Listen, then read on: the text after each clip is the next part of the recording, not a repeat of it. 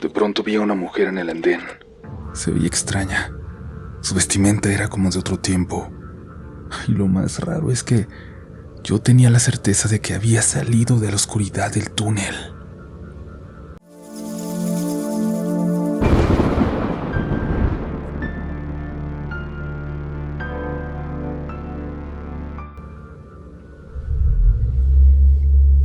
Muy buenas noches, comunidad. Es un gusto poder estar con ustedes esta noche y de verdad espero encontrarles bien, de buen humor, y si ese no es el caso, que se pierdan un poquito en las siguientes historias. Recuerden que el terror siempre es un buen pretexto para escapar, aunque sea por un momento, de los problemas de allá afuera. Tenemos historias muy distintas entre sí el día de hoy, así que creo que hay un poco para todos. Y estoy seguro que este será uno de esos episodios que se quedará con ustedes al terminar. Quizás hasta en sus sueños. Apaguen la luz y déjense llevar. Ya comienza Relatos de la Noche.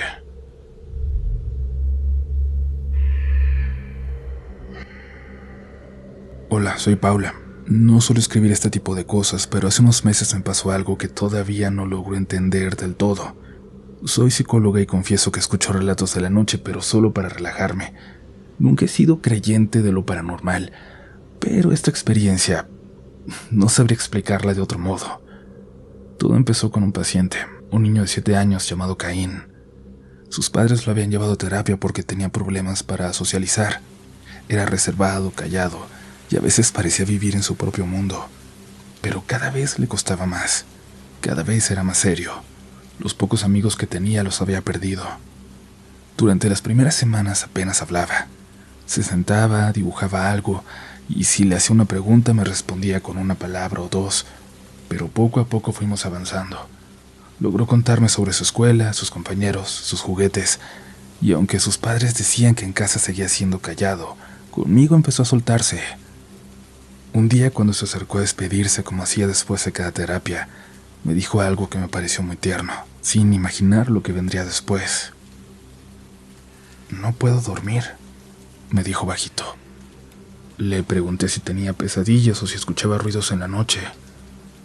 «No», contestó, «solo no puedo dormir, y no me gusta porque siempre estoy cansado».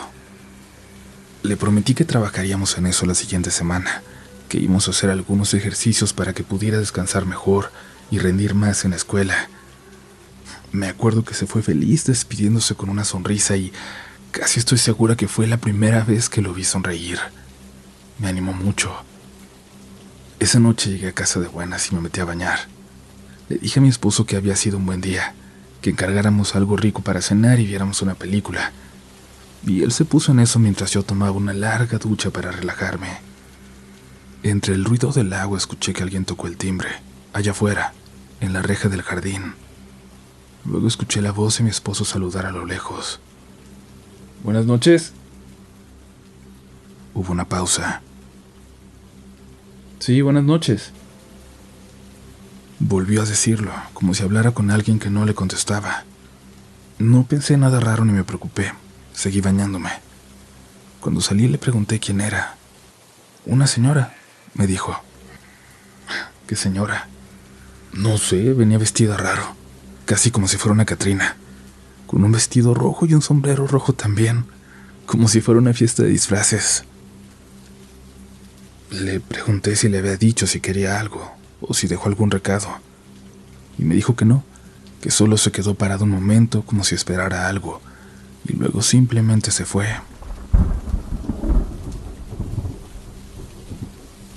Yo no le di nada de importancia, creo que solo me reí, porque de hecho mi esposo me lo contó sonriendo. Un rato después llegó a la cena que habíamos pedido y nos olvidamos del asunto. Exactamente una semana más tarde volví a ver a Caín. Entró callado, distinto. Se sentó frente a mí con los hombros encogidos. Le pregunté cómo se había sentido, si había podido dormir mejor, y me dijo: «Ella no me deja, se enojó mucho». Le pedí que me explicara. Pensé que se refería a su mamá, pero no. «La señora», dijo, «la señora que vive en las paredes, está enojada». Dijo que la escuchaba hablarle todas las noches, que lo despertaba para pedirle que salieran a jugar al patio. Según él, ella se metía por una grieta en la pared y a veces se escondía debajo de la cama cuando llegaban sus papás. Le pregunté a su mamá sobre eso, pensando que tal vez había visto una película o estaba usando su imaginación. La señora me dijo que ya conocía esa historia, que desde el año pasado Caín hablaba de una amiga que vivía en las paredes. Me dijo que pensaron que era solo una etapa, una amiga imaginaria. Cuando le pregunté a Caín cómo era su amiga, me dijo que era una señora de vestido y sombrero rojo. Me dijo que podía dibujarla para mí, pero le pedí que no lo hiciera. Le dije que no era necesario. Y es que, como se imaginarán, cuando me dijo cómo se veía, me dio un escalofrío de solo imaginarla. No sé si fue coincidencia, pero en ese momento me quedé sin palabras. Recordé a la mujer que había tocado a mi puerta la semana anterior. La imagen que me describía el niño era la misma que me había contado mi esposo. Tratando de mantener la calma, le pregunté a Caín más detalles, y él solo dijo: a mí no me da miedo, pero a veces me dice que la acompañe, que afuera está más bonito. Y después me preguntó: ¿pero verdad que ella no te puede hacer nada a ti? Esa pregunta me sacó de balance. Intenté disimular, cambiar de tema, pero me costó trabajo continuar la sesión. 2 semanas después, los padres dejaron de llevarlo. Dijeron que había tenido problemas económicos y que los retomarían más adelante, y no supe más de ellos. A veces pienso en él, en cómo justo cuando empezó a hablar, cuando parecía estar mejorando, todo se detuvo de repente. No sé si la mujer del vestido rojo fue una coincidencia, o si de verdad había algo muy raro ahí, pero me quedó el miedo. Por más irreal que yo sé que es, por más absurdo que suena. Y cada vez que escucho que tocan a la puerta en la noche, espero que sea cualquier cosa, menos ella.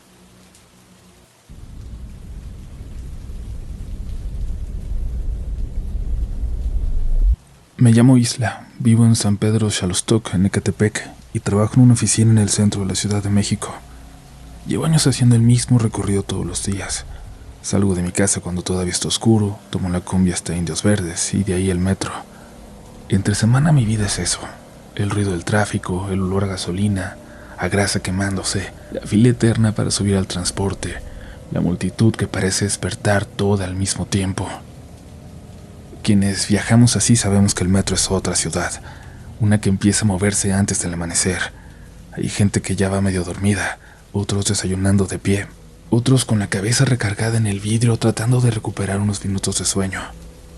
Yo suelo quedarme callada con los audífonos puestos, escuchando música o algún podcast para hacer más llevadero el trayecto tan largo. Esa mañana fue igual que todas, o al menos empezó igual. Hacía frío, un frío raro, seco, como si fuera más temprano de lo que era. A veces en esas horas uno siente que el aire del norte baja por el cerro y se mete hasta los huesos. Literal, se siente en los huesos. No crean que lo digo por decir. Yo llevaba una bufanda y las manos adentro del abrigo. Ya estaba parada cerca del borde del andén, esperando el convoy. El lugar estaba lleno, apenas cabía un alma más. Había gente tan apretada que apenas podía mover los brazos, pero siempre pongo atención a algunas personas, para no sentir que solo somos una masa. A mi lado una señora con un canasto lleno de tamales, creo. Se iba abriendo paso pidiendo permiso. Detrás de mí un grupo de jóvenes platicaba medio dormidos. Enfrente un señor intentaba leer un periódico de la tarde de ayer, de esos con crímenes en la portada. Todo normal, pero vi algo más, a varios metros de mí. No sabría decirte cómo me di cuenta, porque con tanta gente uno no distingue nada, pero de pronto mis ojos se fijaron en una figura que sobresalía entre todos. Era una mujer muy alta, de espaldas a mí, inmóvil. Medía, no sé, más de 1,90 m, casi 2 metros. Era imposible no notarla. El cabello le caía bajo un velo por la espalda. Se alcanzaba a ver completamente lacio y oscuro, y usaba un vestido muy largo, de esos que ya casi no se ven, como los que usan las personas mayores o de otro tiempo. Y lo más raro es que no se movía. Mientras todos daban pequeños pasos o giraban para abrirse espacio, ella estaba firme como una estatua, como si todos la ignoraran, le sacaran la vuelta sin tocarla. Se empujaban entre ellos, pero a ella no. Parecía no ser real de lo quieta que estaba. Al principio pensé que tal vez se sentía mal o que estaba distraída, pero luego noté algo que me dio miedo. La gente parecía pasar demasiado cerca a ella, rozándola, y ella no reaccionaba. Ni un movimiento, ni un intento por equilibrarse, nada. Me quedé viéndola, tratando de entender si era una persona o si yo estaba viendo mal por la luz o por el sueño. Entonces giró un poco la cabeza en mi dirección, apenas unos centímetros, como para poner su oído hacia mí. Suficiente para que yo sintiera que me había escuchado. Pero a mí, ¿por qué? Se dirán, si todo estaba lleno de gente, pero sentí que se había dado cuenta de mi presencia, o de que yo la había notado. No lo sé. Fue una sensación rarísima, pero la sentí conectada conmigo. Como cuando alguien te observa desde lejos y no sabes cómo, pero lo sabes. Sentí un escalofrío y bajé la vista enseguida, con miedo de que volteara a verme o de verle la cara, y fingí que estaba buscando algo en mi bolsa. En ese momento se escuchó el rugido del convoy acercándose por el túnel.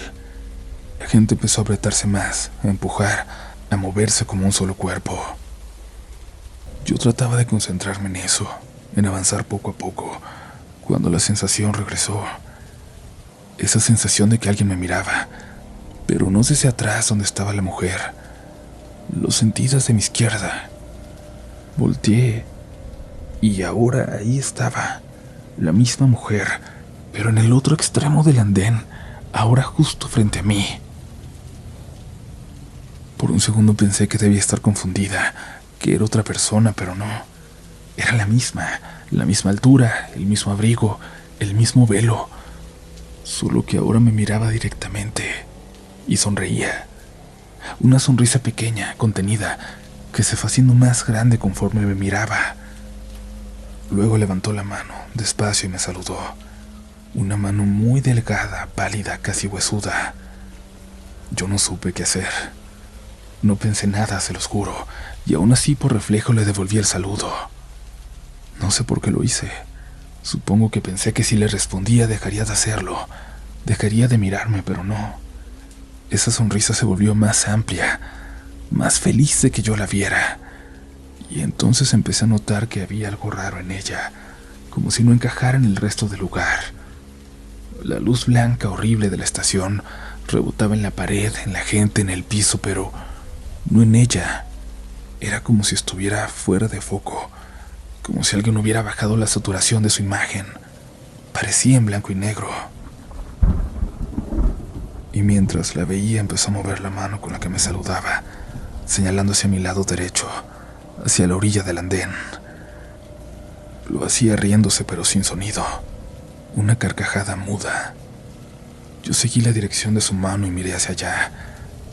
Apenas lo hice, escuché los gritos. Un golpe seco como de cuerpo contra metal, el rechinar de los frenos, el eco del túnel. Alguien se había caído a las vías, o la habían empujado, o se había aventado. No lo supe en ese momento. La multitud empezó a gritar, a hacer señas al conductor del metro para que frenara. Un muchacho se lanzó sin pensarlo para ayudar a la señora que estaba tendida sobre las vías. Alcancé a ver cómo el convoy frenó unos metros de ellos.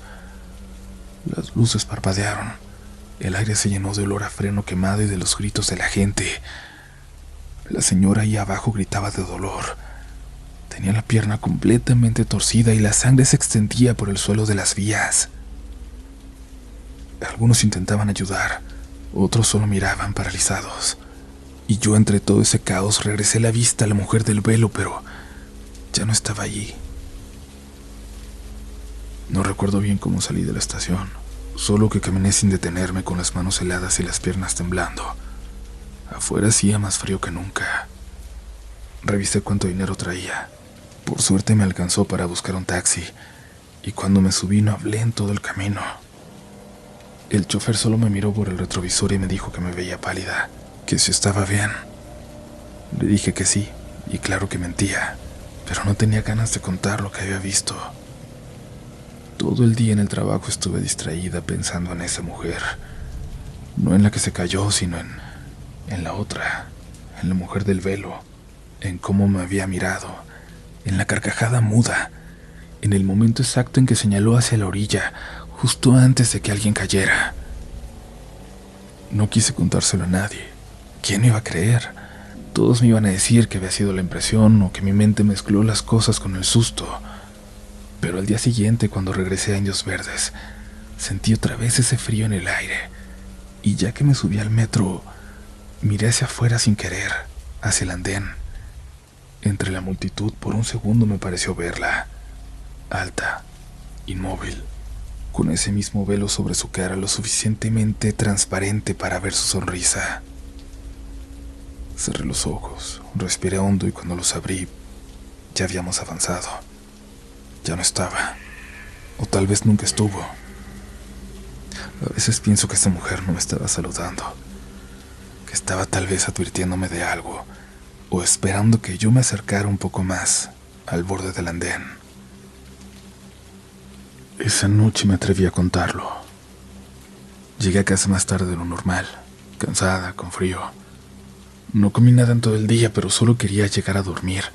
Y sin embargo, cuando abrí la puerta vi a mi papá sentado en la cocina, comiendo algo rápido antes de irse a trabajar. Casi nunca coincidimos a esa hora. Él trabaja de noche y cuando yo llego normalmente ya se fue. Me sorprendió verlo ahí, con la chamarra puesta y la lonchera a un lado.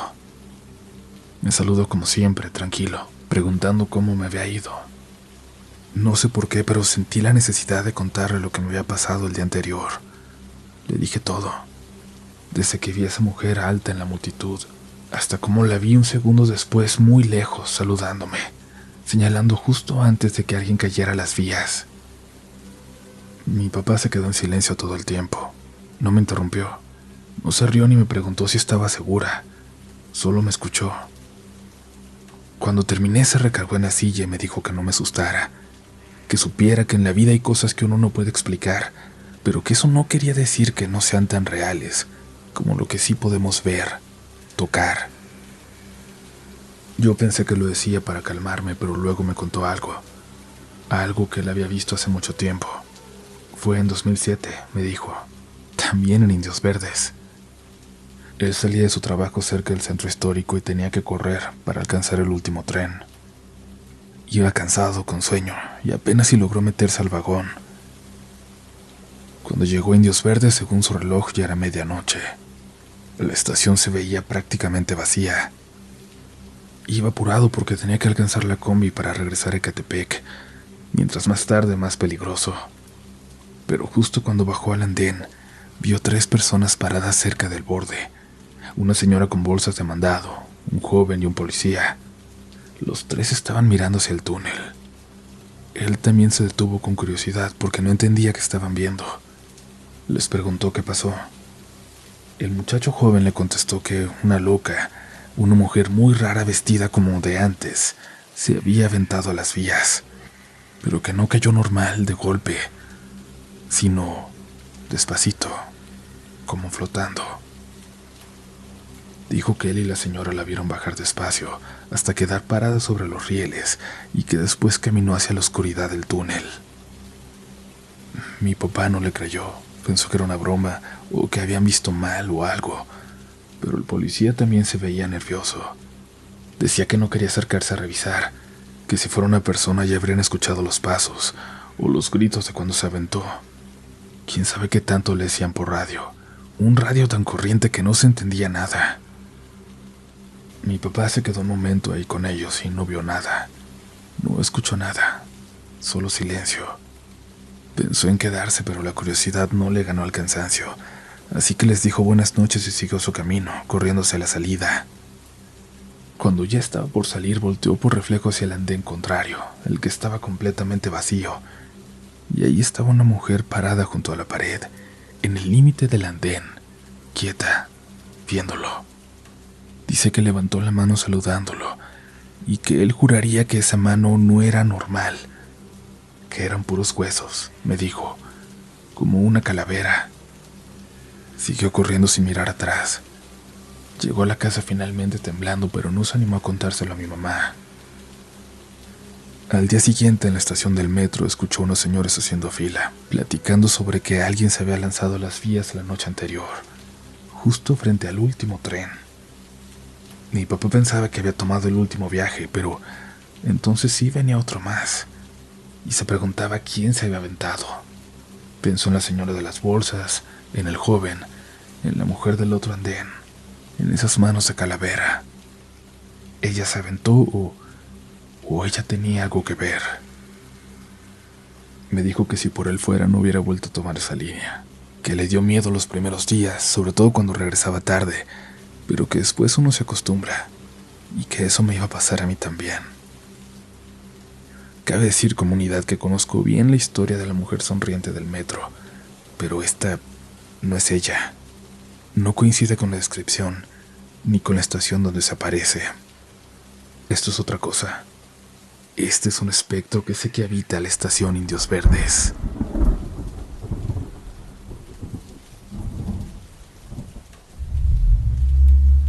Gracias por continuar por aquí, comunidad, y un saludo a toda la gente que usa el metro, en especial la estación Indios Verdes.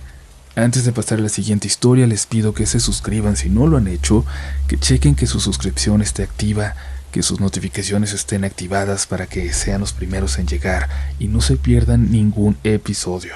Recuerden seguirnos también en nuestras redes sociales, sobre todo Instagram y TikTok, donde estamos como @rdlnoficial y como nombre tenemos Relatos de la Noche, nada más, porque hay muchas cuentas piratas como también aquí en YouTube, tantas que nos toma tiempo poder reportarlas todas, pero llegaremos. Por lo pronto no dejen de seguir las oficiales y recuerden que en la descripción están todos los enlaces que necesitan para ser parte de la comunidad. Continuamos.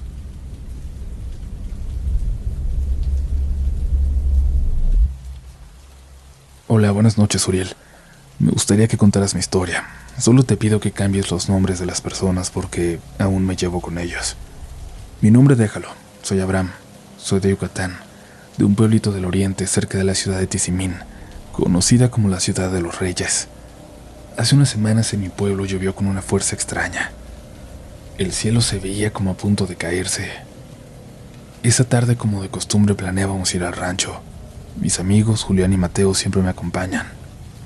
Aquel viernes, después de llegar a la universidad, almorcé y los llamé. Eran las 4 de la tarde cuando salimos rumbo al rancho. Llevábamos un rifle y una lámpara vieja. El aire olía a tierra mojada, pero había algo más. Un olor agrio, como de animal muerto. Al llegar metimos los animalitos al corral, les dimos agua y alimento y pasamos al área de las abejas. El zumbido era débil, apagado, como si hasta los insectos sintieran que algo no estaba bien. El tiempo se nos fue rápido, y antes de darnos cuenta el cielo ya era una mancha gris sin forma. En Yucatán oscurece temprano, pero esa noche pareció caer de golpe. Apresuramos el regreso. Julián llevaba los 2 animalitos que cazamos de camino, 2 conejos y una chachalaca. Mateo cargaba un desub y el rifle.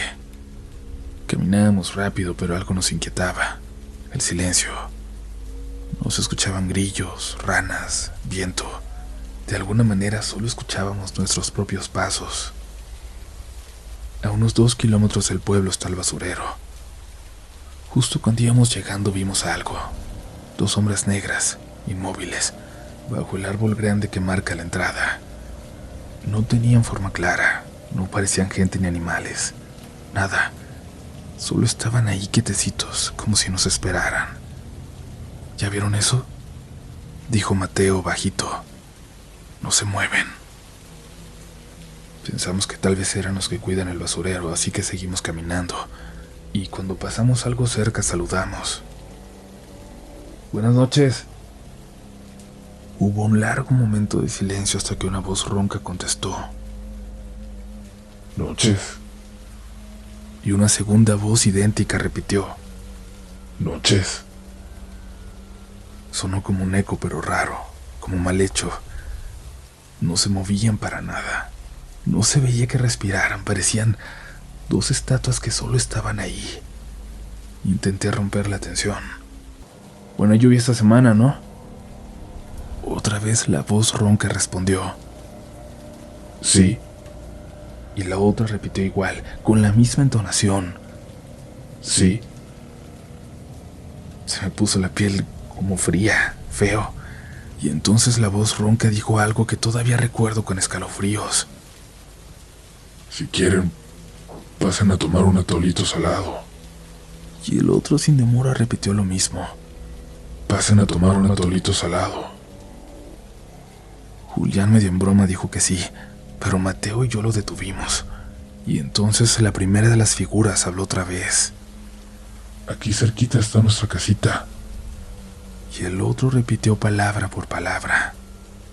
No nos movíamos, contuvimos el aliento. De pronto a lo lejos apareció la luz temblorosa de una bicicleta. Era un señor que venía cargando leña. Sin aviso empezó a gritar en maya, insultando, maldiciendo, gritando con rabia como si quisiera espantarnos. Las dos figuras comenzaron a brincar, pero no como personas, sino como si sus cuerpos no tuvieran huesos. Saltaron retorciéndose hasta perderse entre los árboles del basurero. El viejo se acercó y nos gritó: «¡No les hablen! ¡No son personas!». Nos contó que eran aluches, pero no los buenos, que ellos no cuidaban los montes, que esos estaban ahí para perder gente, que si hubiéramos aceptado lo que nos daban, no lo hubiéramos contado. Nos aconsejó no volver al rancho por unos días, nosotros no. Y mientras hablaba, Mateo quiso levantar el sub, la trampa que había dejado tirada, pero ya no estaba. Solo había un hueco húmedo en la tierra, como si algo se lo hubiera llevado arrastrando. Seguimos caminando con el señor, agradecidos, escuchando sus historias, pero justo al llegar a la entrada del pueblo, en una calle muy oscura, la luz de su bicicleta parpadeó. Se apagó y de repente ya no supimos para dónde se fue. Solo quedó el olor de la leña que llevaba flotando en el aire. Esa noche los grillos volvieron a cantar. Volví al rancho, pero ya no me quedo después del atardecer. Y cuando paso por el basurero de noche, evito voltear hacia allá. Gracias por leer mi historia. Un saludo desde Yucatán. Un saludo desde Yucatán.